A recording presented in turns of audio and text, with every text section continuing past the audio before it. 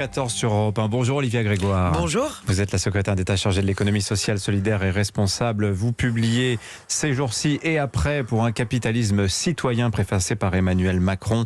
On parlera de votre livre dans un instant, mais l'actualité d'abord. Une indemnité inflation de 100 € pour toutes les personnes qui gagnent moins de 2000 €. Elle sera versée entre décembre et février à 38 millions de Français. Pas que les actifs d'ailleurs, les retraités, les indépendants, les demandeurs d'emploi aussi. C'est Noël, Olivia Grégoire ? Non, c'est pas Noël, c'est du pragmatisme. J'ai fait pas mal de médias ces jours-ci.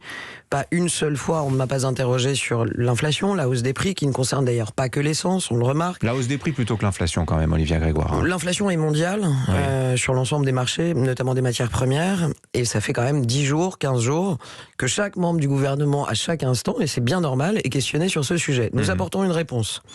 C'est pas une réponse pour Noël. D'ailleurs, Noël n'est pas en octobre, ça n'a échappé à personne. C'est une réponse pragmatique, elle est simple, elle est juste, elle est efficace. Alors est-elle juste? C'est la bonne question, puisque elle est juste. Je vous donne un exemple. Couple A, monsieur gagne 1000 €, madame 6000, 7000 € de revenus donc pour le foyer. Monsieur touche les 100 €, puisqu'il est à 1000 €. Couple B, monsieur gagne 2002, madame 2002, 4004 de revenus futur revenu pour le ménage. Eux, ils n'y ont pas droit. C'est juste ça? Alors, vous pointez ici, cher Dimitri, ce qu'on appelle un effet de seuil en économie. Moi, je raconte pas des mensonges aux Français. Il y en a partout des effets de seuil. Vous avez le droit à telle aide, vous avez le droit à telle bourse. J'ai pu le vivre étudiante, jusqu'à un certain niveau plancher. Il faut bien être concret. Quand on choisit de distribuer très largement des aides aux Français, il faut bien mettre un niveau. Le Premier ministre l'a rappelé quand même de façon très pédagogique hier, dans notre pays, et c'est comme ça que ça a été calculé, nous nous sommes fixés sur le salaire qu'on appelle médian, donc qui est vraiment le salaire de moyenne. Non, celui en dessous duquel il y a autant de gens au-dessus qu'en dessous. Oui, mais ça veut dire qu'il y a autant. La moyenne. Oui, mais enfin, le médian est en dessous du. Bon, oui, bref, d'ailleurs, je vous remercie, parce que c'est assez rare que la précision soit faite. Mais ce qui est important, c'est qu'il y a autant de gens, je vais prendre 10 secondes de plus, qui gagnent au-dessus que en dessous. Aujourd'hui, le cap est celui des 2000 € net, il l'a répété. Donc, effectivement, vos exemples sont très concrets. Est-ce que c'est juste? Moi, je trouve que c'est juste de se fixer sur le salaire médian. Mais il y a des effets de seuil partout. Je l'ai entendu hier soir et ce matin sur quelques radios. Il y a des effets de seuil partout, pour une bourse aussi. Olivia Grégoire, dès lors qu'on vise 38 millions de Français, qu'on va en exclure certains avec ces effets de seuil, pourquoi pas avoir donné 100 € à tous les majeurs? Mais parce que c'est d'abord la question qui va suivre, c'est sûrement comment vous allez faire pour payer 3,8 milliards d'euros. Les mêmes, je pense aux Républicains, qui ne manqueront pas de lâcher leur coup ce matin, vont critiquer le prix de la mesure. Nous avons ciblé, comme l'a dit Jean Castex hier, sur les gens qui travaillent, sur les gens qui sont en recherche d'emploi. Nous avons voulu, et Jean Castex a voulu intégrer les retraités, les étudiants boursiers, les apprentis et ceux qui sont, comme ça a été dit à l'instant, fiscalement autonomes.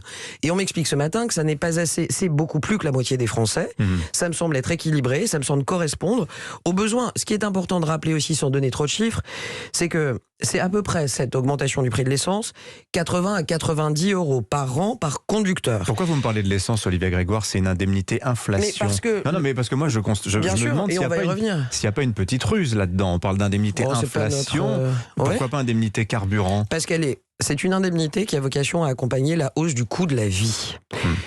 Moi, je suis député de Paris à l'origine. Il y a beaucoup de gens qui n'ont pas de voiture à Paris. Pour autant, il y a beaucoup de choses qui augmentent dans la vie quotidienne, des biens de consommation du quotidien. Quoi, par exemple?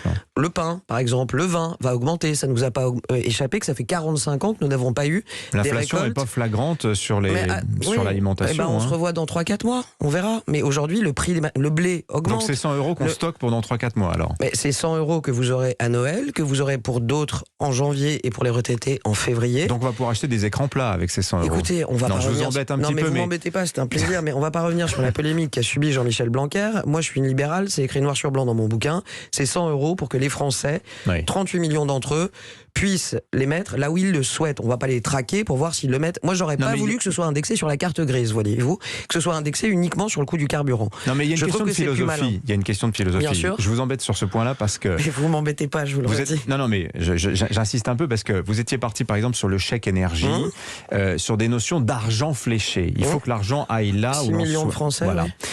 Exactement. Alors là, on est sur un chèque dont on dispose librement. C'est complémentaire, dont on dispose librement. Donc, c'est complémentaire en général. Vous avez à la fois possibilité, quand vous êtes un message un ménage très modeste d'avoir comme 6 millions de Français le chèque énergie.